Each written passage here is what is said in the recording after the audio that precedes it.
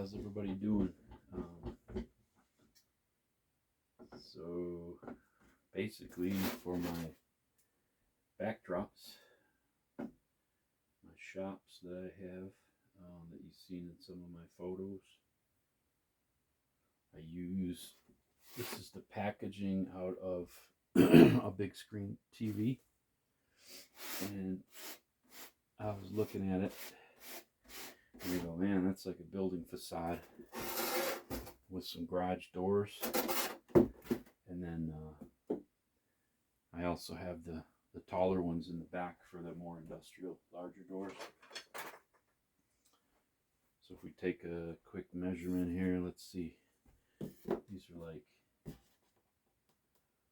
like 16-foot doors on this one. And I think those are 18s or 20s. If you can see, let me tilt it up here.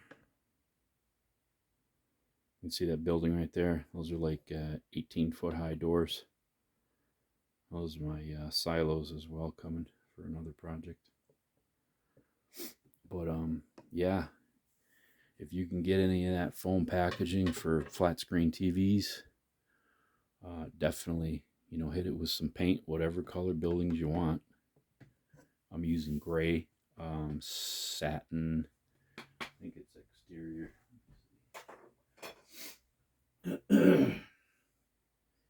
Yeah, one coat, eggshell enamel, satin, the Bear. It's good paint. Yeah, but you can do any color, like the other building I did, the brown, and then you can like dry brush it to weather it down a little bit. And then I used textured paper for the corrugated overhead doors, where you could put panels of, you know, the wide tongue depressor popsicle sticks and make just the fiberglass panel doors. You could do anything you want, really, door wise. Yeah, I just try to use like household items and trash stuff to like recycle and do some scenery and some backdrop. Just makes your models a little more interesting, and it's kind of fun because it's not such a detailed in-depth project, you know. You just kind of whip it on. It's kind of goes pretty quick, you know.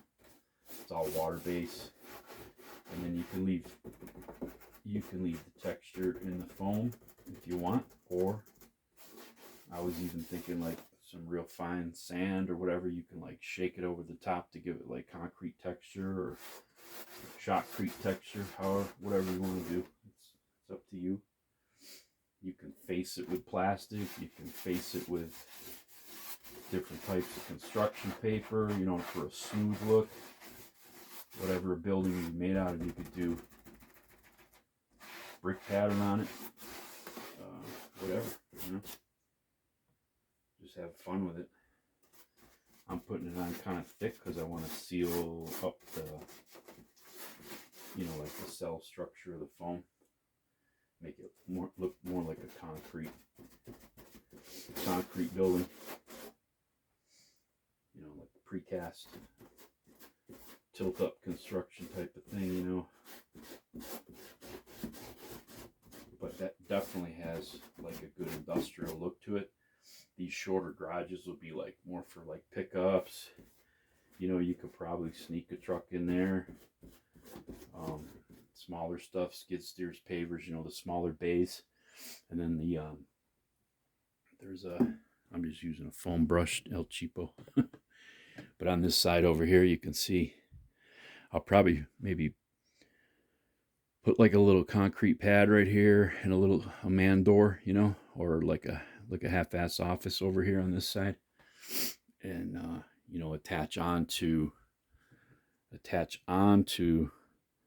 that building behind the superliner there, you know, where the building would step down into like a, you know, smaller overhead doors. Those, hell, you could put rock trucks in there, anything big, you know, like a heavy industrial repair shop type of situation. Yeah, so I think it's just pretty and it's a cheap way out. And like I say, it's kind of fun. It's quick because it goes kind of fast. You know, you're doing it at a bigger scale. You're not like all micro detailed down, you know, like engine wiring and stuff like that. You just whip it on, lay it in pretty good, because like on the silos, if you saw my silos up there for the asphalt plant, I'm just used the Quaker oatmeal big cardboard tubes, you know, the bulk ones,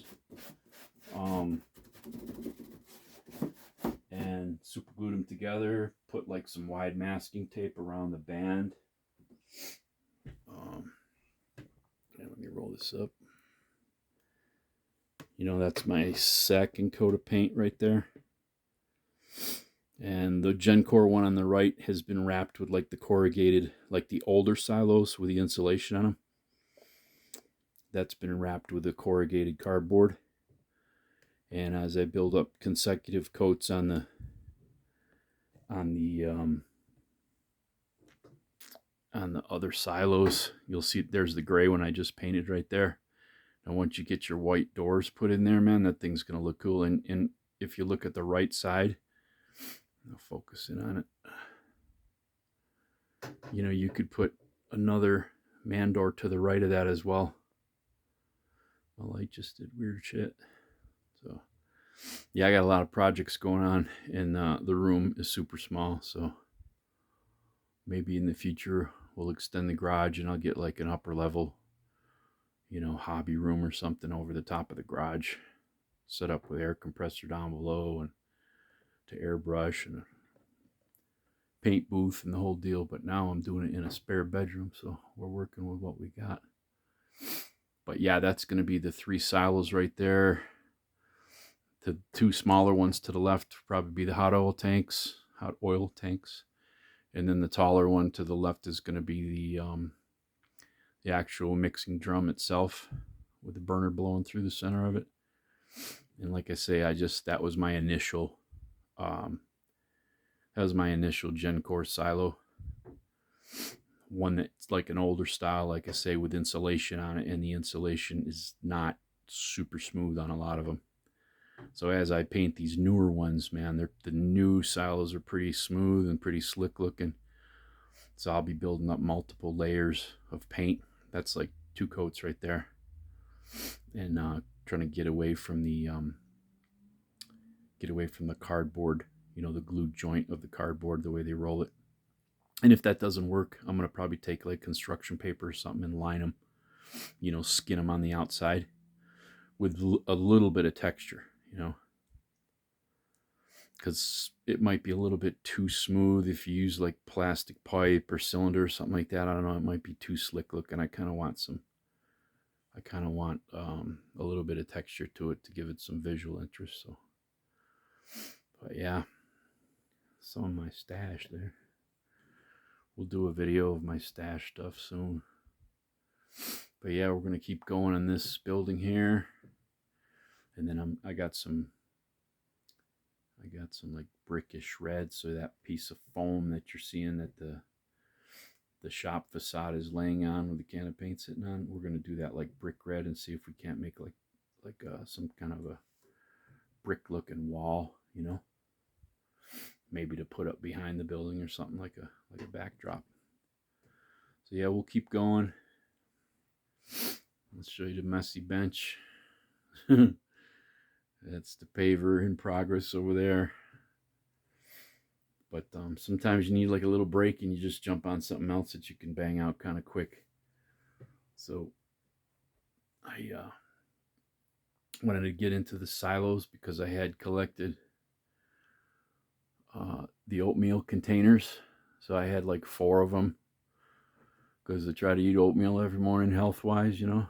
But and then the last 2 that I just bought yesterday, we just dumped it in like a plastic container. But I just needed those tubes because they're lightweight, and height-wise I think they're pretty good, and should be around the 200-ton capacity, 220. So I'm trying to get like 1,000-ton. We'll start off with a 3-pack. like 660, close to 700 ton capacity. And if I like how it's looking, we'll put maybe 2 more in so we can get like 1,000 ton capacity on the row of silos, you know. And I've got to build the base structures for them. They'll be set on some concrete foundation, you know, with the structural I-beam supports underneath, like underneath asphalt plants for anybody that's driven under them, with the scale up underneath it. So yeah, coming along.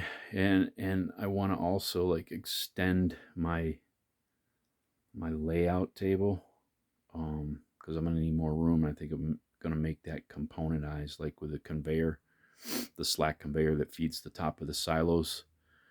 So I'll probably just do like shelf board type of width, and I'll do maybe 3 of those deep. So then we can do the control tower, the bag house, the cold feed bins, some stockpiles, you know.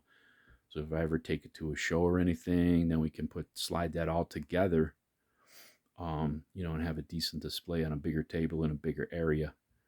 And the way I'm going to make it like componentized or modular is so I can display the modules on my shelving setup. Sorry about the cam.